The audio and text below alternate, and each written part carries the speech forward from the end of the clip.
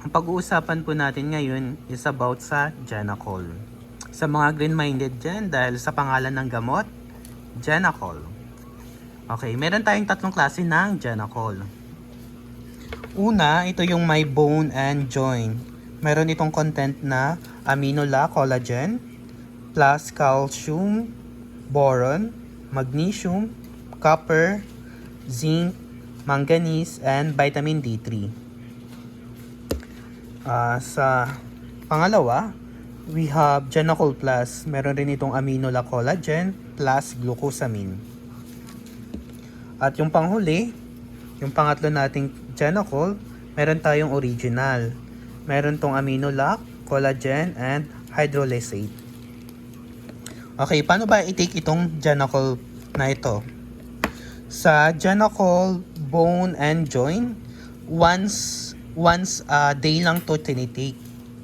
Tapos dito naman sa Genacol Plus and Genacol Original, 3 times a day ito tinitake.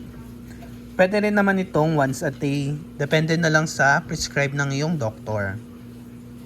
Siya nga pala, itong Genacol na to, hindi kailangan to ng prescription pag bibili ka sa mga drugstore. Kasi hindi naman to RX. Itong Genacol na to ay dietary supplement. Makita natin dito sa baba, ayan. Dietary supplement lang tong Genacol. Okay, para saan nga ba itong Genacol na to?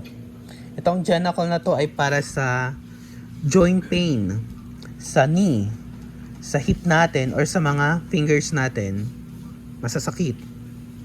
Pwede rin ito sa mga overwork na empleyado. For example, sa mga factory, yung mga nagtatrabaho dyan sa factory na 8 hours na nakatayo, pwede kang mag-take nitong Genacol na to.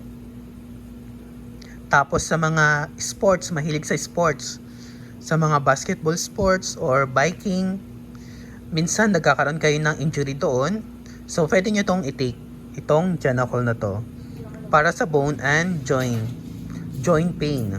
Pero madalas tinitake ito sa mga masasakit na tuhod, ganyan. Itong Genacol na to. Okay, yun lamang po. Maraming salamat po. Huwag niyo pong kalimutan mag-subscribe para marami pa tayong kaalaman na i-upload.